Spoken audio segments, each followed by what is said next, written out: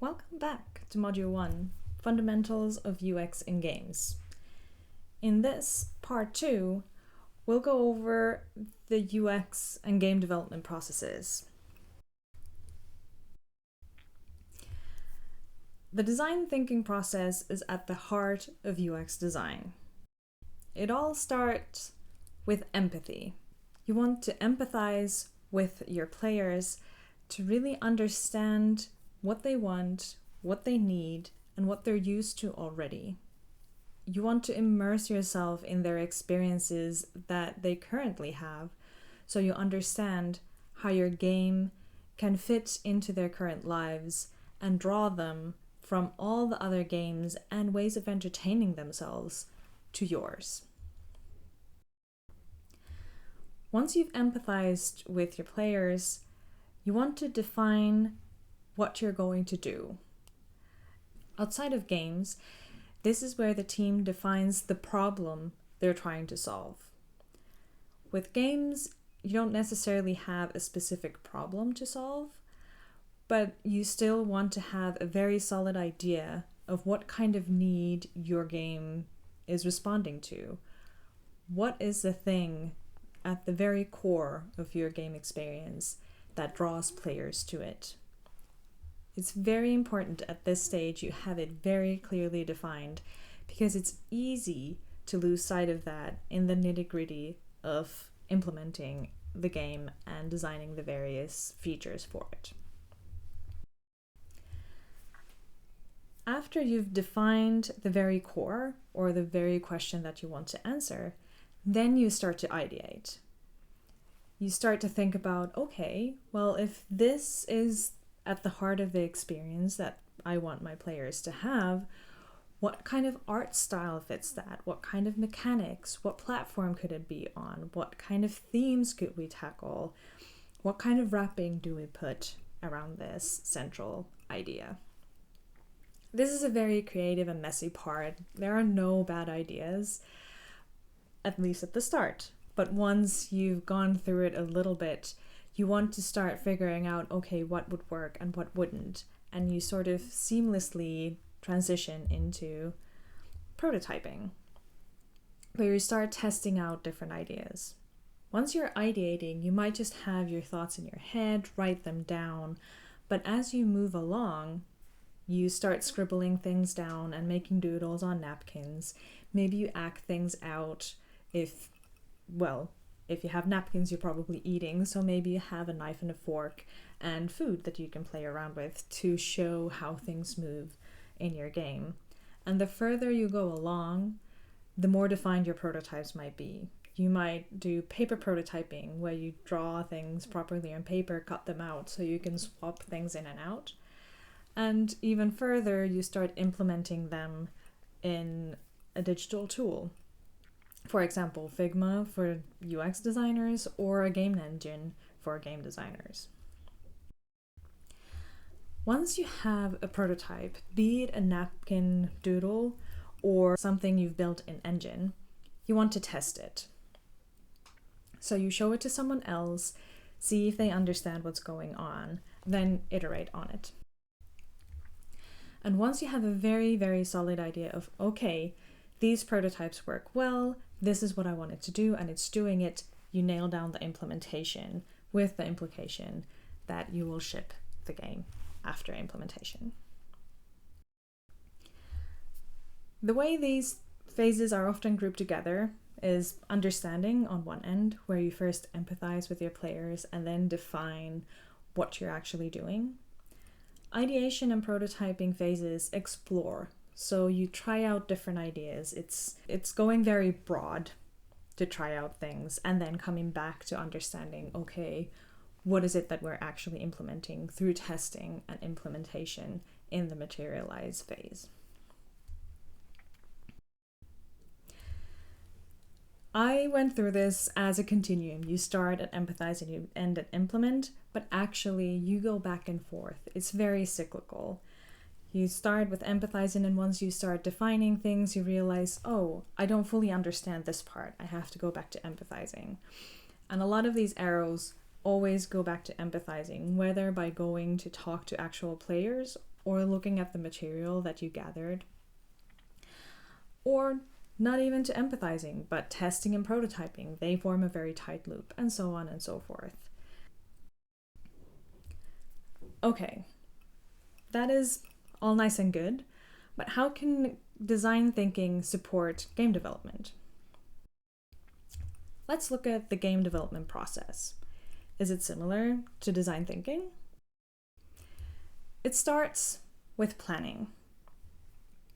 You think about themes, high-level story, genre, art style, concept art, what engine you're going to build it, what platform is it going to be, and so on and so forth. You take different ideas and go researching the world even, maybe. You travel to a location to understand if that would be a good thing or a good environment for your game. And you, again, throw spaghetti at the wall and see what sticks in your mind or in this particular instance. From that, you move to pre-production. In planning, you start to have an idea of what you're making and a very, very high-level idea of how long it would take and how much it would cost. In pre-production, you nail down the art style, mechanics, technology, and so on and so forth to have a better understanding of how long it will take and what it will cost to do. So you can build a team and bring in people at the right time to help you out. Once you have that understanding, you move to production. This is where most people's work is done. You start from very little and then you start building and you add things and you go back and forth to build essentially the game. Once you're far enough, you start testing. Okay, now the game is coming together, so let's test that it works as intended and that our players understand what they're supposed to do and are having the experience that we want them to have. Once you have that verified, you go to pre-launch. This is a phase where you polish the game. Marketing kicks into gear and you stop adding things. You start making sure that it all comes together well. During the actual launch, you do only very, very small changes, bug fixes, and quality of life improvements that are essential for the game's experience. Anything bigger has to wait or never happens. In post-production, depending on your plans, you might only do bug fixes and balancing updates to make sure that the experience actually is what you want it to be. Once you have a lot of players, you have more data to actually hone all these things to perfection. But you might add on things such as DLCs or bigger feature updates. And if you're making a live service game, you might start another cycle of this production, or you are already in the middle of this. In post-production of one launch, you quickly have another feature update and you have a tighter loop or many overlapping loops. For example, if a feature takes multiple launch cycles to actually implement, this is a very ongoing process. So this works for premium games that really go from planning to launch and post-production once, and that's it. And also live service games where there's no end in sight. You keep building more, you keep launching more and adding to it. Now, putting these together, there are clear similarities but also differences. Design thinking doesn't take the polish and launch phases into account at all. It just stops at implementation and then it's just done. It's great. The game development process, however, doesn't include players at all. Planning phase often is described as you doing research on the themes and the topics and the technology, not the players who will play the game.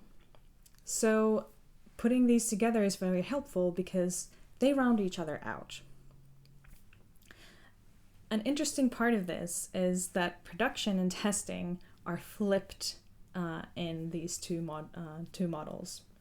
Production happens before testing in the game development process, and testing happens before implementation in the design thinking process. But this is mostly because prototyping and implementation have been split into two different parts in the design thinking process, whereas they're all wrapped together in production in the game development one. But again, this is how these two models sort of round each other out and give you a better understanding of what to do when and how to include players in the process. The design thinking process had understand, explore, and materialize phases, and game development process adds packaging to it. If we think of how to take players into account throughout this entire thing, design thinking didn't really name any specific things to do or things to look at. It's just empathize with your players throughout. But here we've listed some things that can help you understand how to keep players at the forefront of your game development process. In understanding, you do research into who they are and what they do. You want to understand player needs and wants. You don't have anything specific to test unless it's a different game that already exists in the world. So this is more exploratory to build understanding and, well, empathy. In the exploring phase, you add prototyping, playtesting, interaction design, and accessibility to the mix already. Once you have, like I said, anything to test, be it a napkin doodle that you most likely share to a friend or your team members to see if they understand your idea, or you have something almost playable, like a paper prototype or a digital prototype, you can show it to actual players with caveats and structure to help them keep focused on what they are experiencing, because players don't necessarily have the right expectations when it comes to prototyping, so you want to be there to shape that, to give them the context that they need. Interaction design and accessibility are things you want to think about very early on, especially accessibility, because the earlier you start thinking about that, the easier it is to implement and see that it works the way you intend to. We have a full module on accessibility later on. Interaction design is also an important part of this. No matter what your prototype is, once it's interactive, you have to design that interaction, even if it doesn't match the final one. In the materialize phase, you start doing things like tutorial design. At this point, you have an idea of what are all the mechanics in your game, when it's time for the player to know them, so when it's the time to introduce them to the player, and so on and so forth. You want to start polishing the experience already at this point to move slowly from, okay, these are all the things that we can do, to, okay, these are the things that we have and we want them to work very well. And usability verification is very good here, because once you have, say, a menu or a specific skill or a feature, you can test it with actual players to see if it works the way you intend it to. And in packaging phase, you continue with tutorial design, polishing, and usability verification. And you do all sorts of other things to research and validate what you're doing.